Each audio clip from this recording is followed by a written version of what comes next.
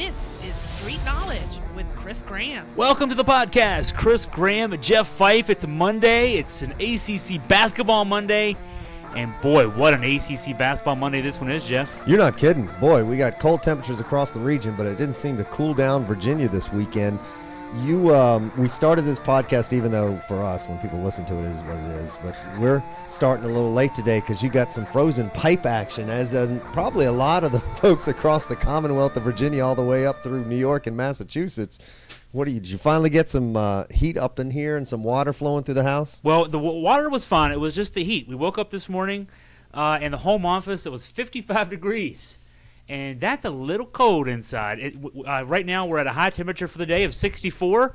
Temperature rising, so hopefully we'll be back to normal here in short order. But if it had to go out any time, I mean, as cold as the weather's been the last 2 weeks, even yesterday you wake up, it was below zero outside. At least on the warmer day of the last 2 weeks, this happens, and so we're pretty fortunate in that respect, I guess. Well, luckily Virginia doesn't have to travel too much during this cold blast, and the only cold that's coming around JPJ is the offensive shooting of the opponents. Unbelievable clinic Virginia puts on against UNC in the second straight year. They've come into Charlottesville and come away with less than 50. Who else does that to the Tar Heels? Well, and I was impressed, too, because I even turned to Scott German, one of our partners in crime here, sits beside me courtside in the media section at JPJ. And with about 11-something to go, the TV timeout under 12, Carolina had 42 points. And I said, well, you know what? Because last year Virginia held North Carolina to 43 points in a win. And I said, well, North Carolina's at least going to do better than they did last year. They didn't do much better. They scored 7 points in that last 11 plus 1 point in the last 7-11 after cutting the lead to 6. And so shooting 29% from the floor for the game. This is a different Carolina team, though, this year. Obviously you're missing Justin Jackson. You're missing those two guys on the inside. You still got Barry. You got Luke May back. Now, May was a walk-on. He's a leading scorer this year, 18.1 a game. I mentioned in my keys to the game that one thing Virginia needed to do was really focus on Luke May, because May is a stretch four, and stretch fours, that's the one position and the one player skill that can really give Virginia's pack line defense trouble is that stretch four position. Jaron Blossom game is a great example of that, the former Clemson player now in the NBA. But May's a different stretch four than a Blossom game type. Blossom game's more of a three who plays a stretch four, at least at the college level. Now he's back to a three in the NBA. May is a slower, more of a post player who happens to be able to shoot threes. And early in that game you saw, I think it was Isaiah Wilkins blocked one of his jump shots. After a pick and pop, May just casually throws up a 17-footer and got it swatted to the ground. And that seemed to stick in his head the rest of the game. You might have noticed with about 3:33 to go, Carolina's down at that point 13 points. May got fouled coming out of a media timeout, airballed the free throw. That's how frustrated it was, and that's how frustrating the whole team was. He ends up 2 for 10 from the floor, 18-point average on the season, scores 6 on the day, and that really was emblematic of what Virginia did to North Carolina really all game long. Different players for Carolina this year, obviously, but same coach. And the post-game comments, Roy Williams, who's seen it all from Carolina to Kansas. Boy, some pointed. If people aren't paying attention to how good Virginia is, take it from the words of Coach Williams. What were some of his comments at the end of the game that sort of stuck out to you that should make the remainder of the ACC, if they weren't paying attention already, to go, we're going to have our hands full this year? We came in and he sat down, and the first words out of his mouth were, we can make this really short. We just got our butts kicked. And, it was interesting, too, to hear him say, he was asked, with about a minute to go, down 12, he was down 12 most of those last 5 minutes because neither team scored from about the 4:40 mark on. Virginia missed some shots too, but it was different. Virginia missed shots. They couldn't get shots off. He talked about how he was asked about how he took his starters out and basically waved the white flag. I mean, I know in media row we're all looking around at each other like, hey, he's giving up. It's a minute to go, and he's giving up with a 12-point deficit. Virginia's come back from a 12-point deficit in the last couple of years. That game at Wake Forest 2 years ago, right around a minute to go, and came back from 12 and won the game in regulation. So he was asked about that, and he looked at the reporter who asked the question and shook his head no and said, were you watching the game? Basically, he was acknowledging his team could not score. And, it felt to me like the end of the Virginia Tech football game when you realized no matter how many quarters they would play, Virginia was not going to score on Virginia Tech defensively that day. It felt like that with North Carolina and Virginia. They just figured something out. Joel Berry, the point guard, who is second on the team in scoring for North Carolina, 17.9 per game coming in, but only shooting 39% from the floor. He had a little stretch there. I think he hit 3 straight threes early in the second half to get his point total up to 17. Didn't score after that. I think it was around the 11-minute mark he finally put his last basket in. And he said after the game, too, that it is frustrating. I mean, he acknowledged that. Scott German asked him the question one-on-one. Yes, it's frustrating because it's not just the shots that are tough. Carolina had 19 turnovers on 60 possessions. Put that in perspective. That's more than 33% of their possessions. It was not quite 33%. 31.7% of their possessions ended in turnovers. Now Virginia also scored on 11 of those possessions. So Virginia scored on 11 North Carolina possessions. Those are otherworldly statistics in a game with only 60 possessions. North Carolina plays games to 72 possessions per game. So you have a low possession game and a lot of turnovers, a lot of missed shots. You shoot 29% from the floor. You use the word clinic. You use the word clinic to describe that performance by Virginia. That was a clinic on how to stop a North Carolina team that came in averaging 84 a game, scored 49 points. I don't recall seeing that many dunks from a Virginia squad. And, it used to be, you always love watching Justin Anderson rattle the rim. But we had our first posterizations of Joel Berry this go round, and DeAndre Hunter being one of those on the baseline, and that wasn't one of those cheap pick six steal turnovers. It was an offensive board baseline, turn around and throw it down Jerome, as so to speak. I was really impressed the way the offense moved, not just the defense, with total confidence, moved the ball around. Everyone was you couldn't really call out one player in particular that was more dominant than another. Just a very impressive all-around offensive balanced effort. Yeah, Devin Hall finished with 16 points, didn't shoot the ball in the last 14 minutes. He was 4 of 4 from three-point range, 6 of 8 from the floor. You mentioned DeAndre Hunter, another double-digit game from Hunter, playing off the bench in the post. He's a 6'7" guard, and he's played the last 2 games, the Virginia Tech win and now this North Carolina win. He's also playing as a post option for Virginia, and what that says is, well, one, Jay Huff is still not deemed by Coach Bennett to be defensively ready to play in the post, but also it says a lot about Hunter's skill set because. I leaned over to Scott a couple different times during that game, maybe more than a couple, and said, pointing to DeAndre Hunter, that's why Mariel Shayok's not here anymore. All the talk in the postseason, and this might dovetail as we talk later about the number 3 ranking after not being ranked preseason. After the loss to Florida last year, and then Mariel Shayok, Darius Thompson, and Jared Reuter all transfer out within a couple of days of each other after the postseason meetings with Coach Bennett.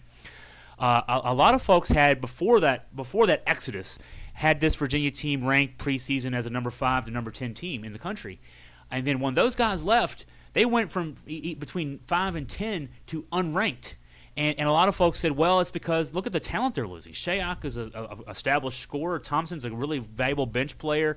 Reuter's more of a he's a 4 or a 5 guy in your front court rotation, but he gives you depth, and so all of a sudden those guys are gone. What's going on here? Whereas people on the inside like me knew what they saw was DeAndre Hunter, and now also Jay Huff, who has not inserted himself into the mix yet. But Shayok and Thompson in particular saw Hunter and said, he's eating up the minutes next year. That kid's going to take our minutes away. So instead of sitting on the bench for long stretches, let's move somewhere else. And in fact, Thompson, because he's a grad transfer, is actually playing at Western Kentucky. He had a triple-double this past weekend. But Shayok had to sit out this year. He's not a grad transfer. He transferred between his junior and senior seasons. He's watching basketball right now out at Iowa State, whereas this Hunter kid, last 2 games, double-digit scoring, has played a key role for this team and is only going to get better. I mean, defensively, he's playing in the post. He hit a big shot late in that game. You talked about the tomahawk dunk over Joel Berry. Late in that game, after Carolina cut the lead down to 6, 7-11 to go, next possession, Virginia runs a play for DeAndre Hunter in the post, and he hits a little fadeaway jump shot about 5 feet out. Tough shot, NBA-type shot. And this kid, as a freshman, has the confidence of Coach Bennett, the confidence of his teammates to be able to take that shot, hit that shot. And so, Hunter's a guy that I really feel like his emergence is going to be really key for this team. I expected it eventually. It's coming a little sooner. It's fun to watch his emergence. It's fun to watch Mamadi seem to pick up some offensive energy to go with some of that defensive energy that we've seen. Gives us another threat potentially down low as his confidence continues, as DeAndre Hunter's confidence continues, Ty Jerome's confidence continues. It's just fascinating to watch this team grow in confidence so fast. And let's talk a little about that rankings. We are recording this on Monday. The rankings came out. I even did a double take when I see the number 3 in front of the Virginia Cavaliers. Early on, we were talking, not recording the podcast. I asked you where you thought this Virginia team was going to land, and I was surprised by your response because you thought this was a Final Four team, and we're not even ranked at the start of the year. But could you have expected this level of confidence and efficiency, both on the offensive side and defensive side, at this stage of the season? Yeah, trust me. I've been risking breaking my shoulder blades, patting myself on the back the last few days because I saw this coming. But I will admit I did not see it coming this soon. From last March on, when those guys transferred out, and I said the reason why they're transferring out is because Hunter and Huff are going to emerge. Huff is not yet. Hunter has. And because of the depth, because of Jerome and Guy, you knew they'd step up to what they've been doing this year. You know, Guy leading the team 14.9 points. Jerome just under 10 points a game, 9.8 points a game. Hall has stepped up. He's averaging 11.9. So, you know, from a team last year that was punchless, there's a lot of punch all of a sudden. You know, I knew that, so add Hunter to that mix. I think still eventually add Huff to that mix. I really think he'll eventually, as this season wears on, he'll step up and be able to play a role in the rotation perhaps for this team. But I said this team would probably take a lump or two in November, December. I kind of looked at this team as a 2013-2014 team. You remember that year, Virginia lost at home in the opener to VCU, lost at home in the Big Ten Challenge to Wisconsin, had that ugly loss on the road at Tennessee, but then went 16-2 in the ACC, won the ACC tournament, went to the Sweet 16. That team really got good mid-January and then all the way through the month of February into March. They didn't hit their stride, though, until mid-January. And I said I thought this team would probably do the same. They'd lose a few games. I thought a few, not 1 or 2. I thought maybe 3 or 4 games up until this stage. But then lights out after January because once I figured Hunter would get his feet under him, I thought it might take the backcourt a little while to get used to each other playing the roles they were playing. Because, right now Guy is averaging 29.8 minutes a game. Jerome's at 28 minutes a game. Hall has played a lot of minutes for this team the past couple of years. But, guys have to step up. They got to get their legs under them a bit. I thought it would take a while for this team to gel. They gelled a lot sooner. I saw it at VCU. That was the second or third game of the season. Game in Richmond when they faced that tough environment, the 40 minutes of hell defense that VCU brings, and Virginia went to that difficult environment, won. Hey, they're already playing pretty good. Now they lost at West Virginia, who's ranked number 2 this week. Tough scheduling by Tony gets a team ready as well. The win over Providence in New York City. At the time, nobody thought a big deal. Beating Providence, what's the big deal there? They just beat Xavier this past weekend and yesterday. So Tony got them scheduled well. They won those games. They only lost at West Virginia. They were in that game with 1:10 to go and lost at West Virginia. So they're ahead of my schedule, but I still thought this team's ceiling, for me, the team's ceiling hasn't changed. I've thought all along since last March, Final Four is this team's ceiling. Now the rest of the world is kind of figuring out what I've seen and some other people have seen too the last few months. A lot of fans in the ACC scratching their head right now. A lot of Jekyll and Hyde basketball being played. If we talked about what your snapshots of the potential Final Four were when the ACC started, and we talked about the standards, Duke and Carolina and Miami and maybe Florida State tucked in there, Virginia. Holy cow, on the same weekend, and it's fun watching social media when Duke and Carolina lose on the same days because Carolina loses first, and all the fans light everybody up, and then Duke goes out versus NC State and lays a relative egg. That was a good looking win for the Wolfpack at home. And out of all of the uncertainty, Clemson and Notre Dame and Virginia are sitting there up top of the ACC, undefeated early, 3-0. Mm-hmm. Do we need to start believing in Clemson? Do we need to start respecting what Notre Dame's doing without some of their top scorers? I'm not sure about Notre Dame. I'll say that the jury is very much going to be out on Notre Dame just because you lose a guy like Colson and who knows if he'll be back.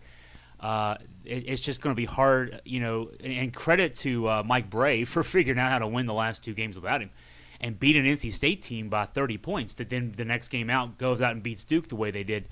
Clemson, I'm surprised that they're 14-1 and 3-0 in the ACC, but Brad Brownell was sort of on the hot seat. A lot of folks had him on the hot seat this year because they've only made 1 tournament since he got there. It was his first year, and he's had so many near misses at Clemson that some folks thought that they would need to get in the tournament or he might be done this year. And they came out of non-conference play as usual. They don't schedule tough in non-conference. He was 11-1 coming out of non-conference. That's not unusual for Clemson. You'll see them come out undefeated sometimes and then go 5-13 in the ACC, somewhere in that range, 6-12, 7-11. So to start 3-0, they haven't played the toughest teams yet, but they're 3-0, and give them credit for that. And so the Duke and Carolina conundrum, and I'll just call it that. Starting with Carolina, I think it's lack of depth for them. They lost a lot from last year's team. I mean, God, the group that led them to the championship last year, the final the year before, that they had the game tied at the buzzer and lost at the buzzer. That was a veteran team. Barry is really the only key guy from that. Barry and Pinson, Theo Pinson, are the only guys left, and Barry's the most productive guy. And the left walk-on in May. And May, the walk-on, who really only contributed starting in the Elite Eight through the Final Four. So there's lack of depth there. You could see that Saturday. I didn't really watch them a full game until Saturday. You could really see that Roy likes to play an 8-9 man rotation. He really only has about 6 guys right now he can rely on, maybe 5 guys he can rely on. He put a couple guys out there, but there's just not the depth there. And Carolina doesn't play that way. Now Duke, Mike Krzyzewski's made no bones about how he wants his starting 5 to play a lot of minutes, and he wants him to get used to playing a lot of minutes because he's got a great starting 5 and he doesn't have much after that starting 5. So you saw that against NC State. He played 6 guys. His 6th man played about 10 minutes. His starting 5 played the other 190.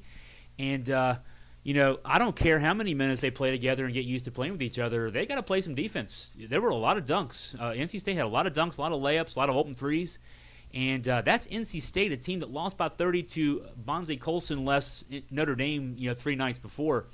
That's 2 losses now in the ACC for a Duke team, and I've tweeted about this Saturday night, against teams that I jokingly said will play on Tuesday in Brooklyn.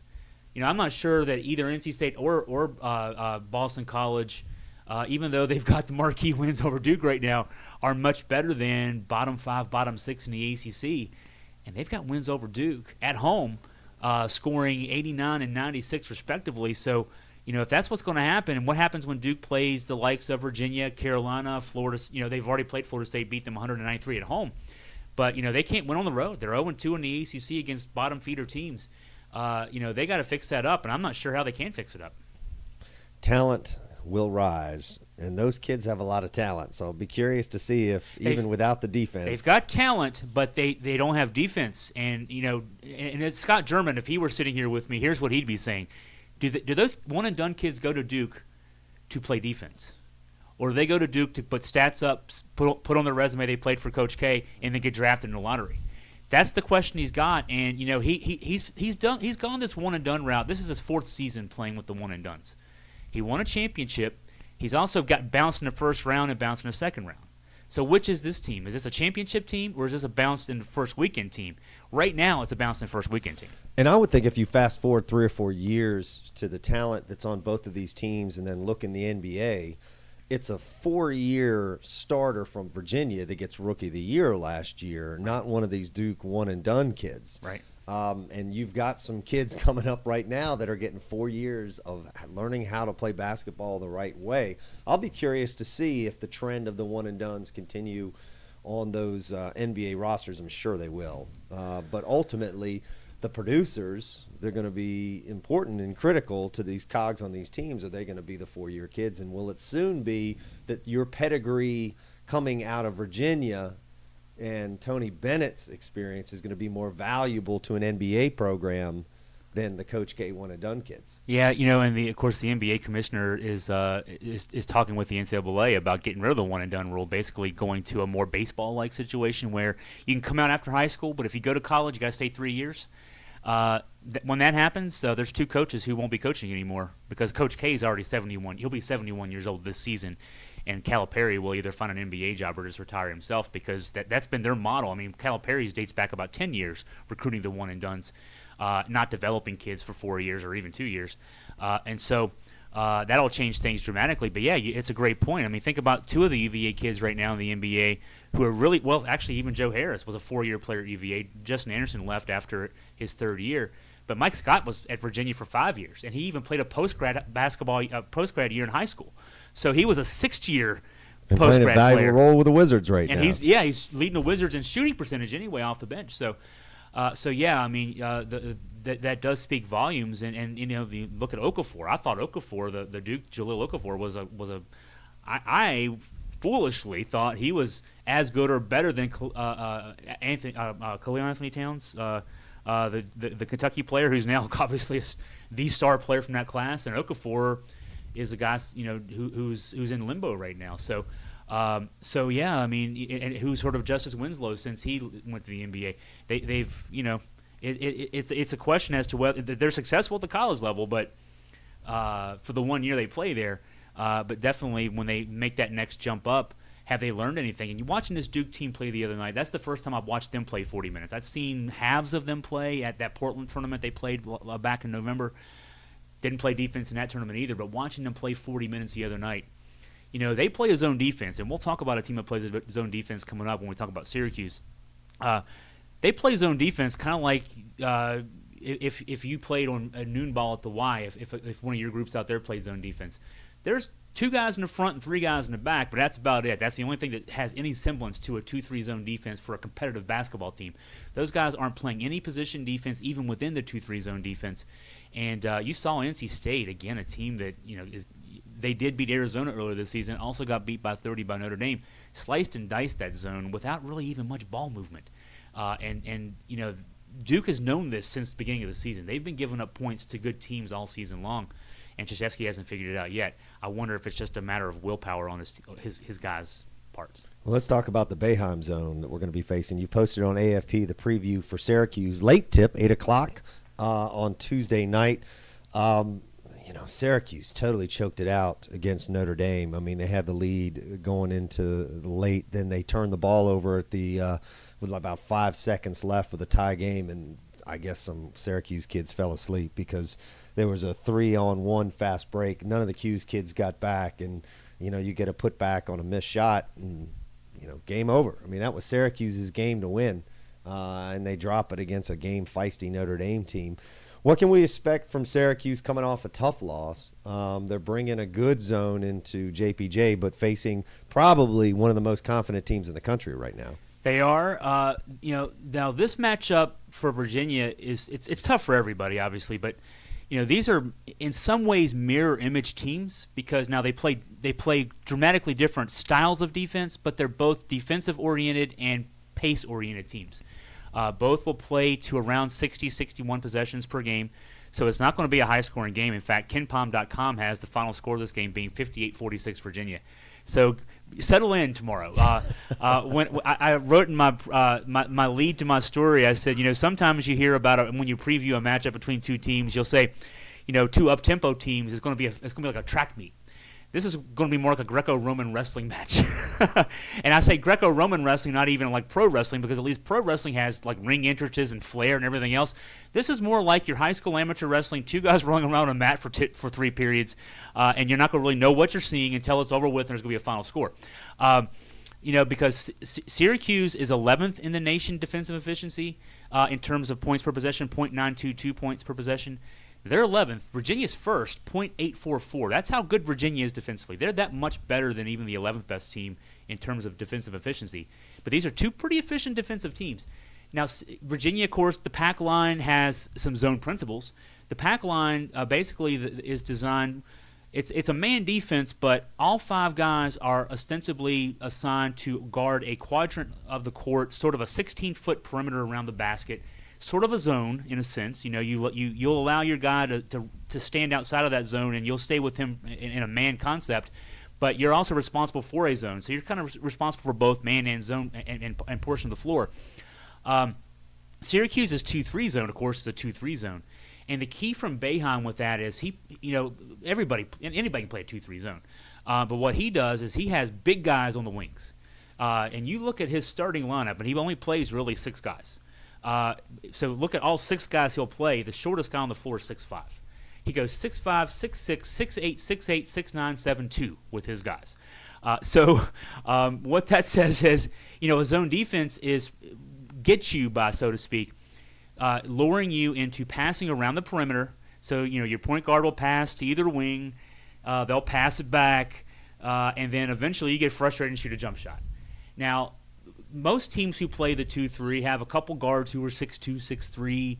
They'll have a forward who's 6'5", another forward who's 6'7", another center who's 6'9".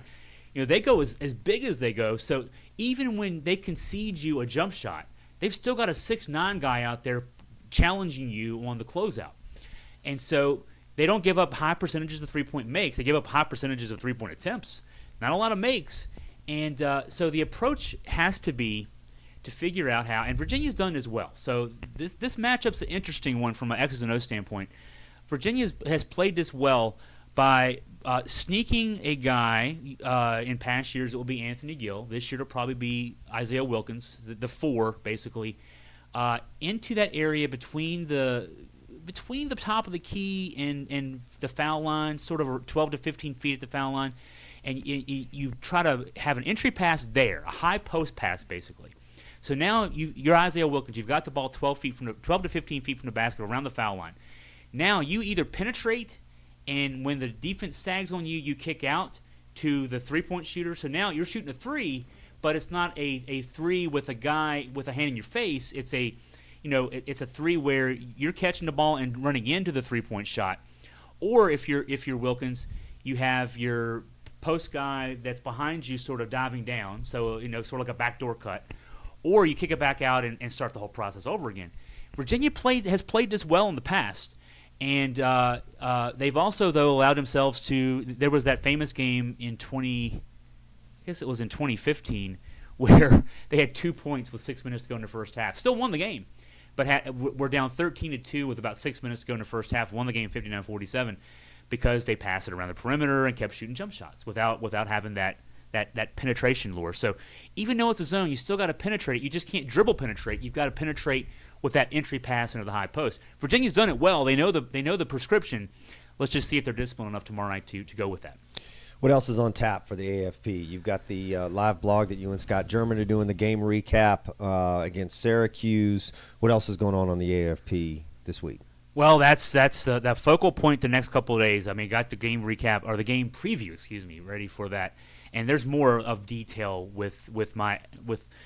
to me, this is a fascinating X and O's matchup between these two teams. And let me throw in also about this matchup between Syracuse and Virginia. So, Virginia knows how to attack the Syracuse zone. The one area where Virginia wears teams down, Carolina, Duke, anybody else that they play on a regular basis, Virginia's game wears opponents down because not only do they make you work when you have the ball offensively against the pack line defense, because Virginia switches on all screens with bigs, so they'll double you out of the screen. They basically take your screen and roll game away that's on the perimeter. They also then, if you dump the ball in the post, they'll post to post double. Most teams will actually double with a guard. So if you dump the ball into the post to a good big man, the guard. After the ball is dumped in, the guy guarding the ball, the guy who's dumped the ball in, that guard will then double down. Well, that leaves a three-point shooter open out there, right where you've just left the ball. What Virginia does is run their other post across the lane, and they double the ball out of the guy's hands. And so you almost get no post offense. Carolina, one of the better post teams in the country, had 14 points in the post against Virginia on Saturday. So they do that defensively, and then offensively, Virginia runs this mover blocker offense, which is a very patient offense with lots of screens. It's just screen after screen after screen. And yeah, the first few times down the floor it's okay, but when you have to do that 60 times a game, you wear yourself out there. You wear yourself out on offense. We talk about the Cavalanche effect. The Cavalanche effect is as a result of Virginia just wearing teams out. They're gassed. And a team on paper, a team like Syracuse only plays 6 guys. On paper would be gassed because they play 6 guys, and if you had to run around the floor on both ends the entire game, Virginia's prepared for that, and you're not. You only play them once or twice a year, and you're just not ready for that level of intensity. Syracuse, though, defensively plays a zone, and you play, and anybody out there listening who plays YMCA ball, you play against your guys at noon on weekdays. You know that if you're not expending much energy defensively, if you play a zone, and there are guys who will play a zone and pick up games, you're not moving much. You're guarding an area of the floor, and you're kind of just standing there. So even though Syracuse's zone is a little more than just that, it's still not much more than just that. That's how Boeheim gets away with playing 5 or 6 guys for a game. So you're not going to see a Cavalanche effect, and you don't see in these games a Cavalanche effect like you see with almost everybody else Virginia plays, because Boeheim is smart. He knows he can recruit to his size specifications. As long as he's got one guard who can dribble penetrate, he can play 5 guys and have his best 5 on the floor the entire game, and they're not going to get tired. Now, yeah, they've got to work on offense, but they don't have to work on offense and defense. So that's another intriguing to me part of this X's and O's game between these two coaches. Be intriguing to watch this game, intriguing and interesting to watch the follow-up. Double-digit lead on the stats. We've been playing with the David role all season long, being the unranked, the chip on our shoulder. We are now officially Goliath.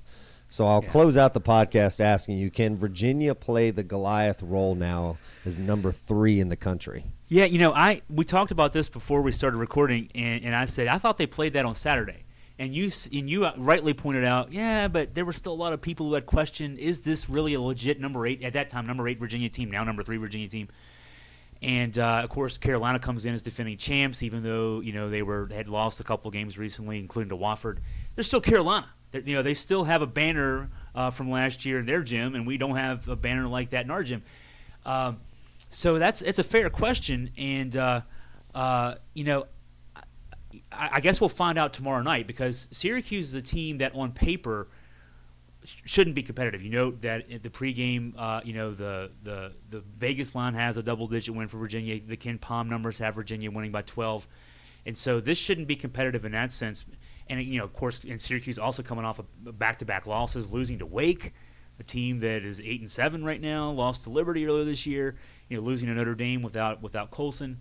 So on paper, this shouldn't be a competitive game, but it's also going to be a tight game because of the way these two teams play. The style of play is going to be different. So, we'll see tomorrow night. Does Virginia come out tomorrow night thinking that they've already won the game because they're number 3 in the country? I doubt it. I mean, I don't think Tony Bennett teams play that way. But this is the first time for this team to have this lofty height. When Malcolm Brogdon and Anthony Gill and Justin Anderson, Leonard Parentes and Joe Harris and all those guys, for that 3-year stretch when they were, ACC champs, number 1 seeds, a regular top 5 team, they learned how to win as a top 5 team. But then last year was a sort of transition year. We didn't have those guys around. These guys, this group, now Isaiah Wilkins and Devin Hall are holdovers from that group, but they were young guys on those teams. Maybe they can impart that wisdom of, hey, now we're the hunted. So this tomorrow night is the first chance for us to see, and then Sunday with NC State, 2 teams that are unranked teams that you can let your guard down against, at least on paper. Let your guard down against and think you can still win the game. You've got to create the excitement. It's not Duke. It's not Carolina. It's not Miami, a ranked team, a Florida State, a ranked team. You've got to create that excitement tomorrow night. We'll see. Come out tomorrow night. I'm as curious as anyone else as to how Virginia will handle the situation. Same here, as all the fans are across the Commonwealth, watching and rooting for these Wahoos and for post game reaction and follow up, and then looking forward and ahead to NC State as well. Stay close to Augusta Free Press for all of your UVA sports coverage. For Chris Graham, I am Jeff Fife. Stay warm, be blessed, and have a great week.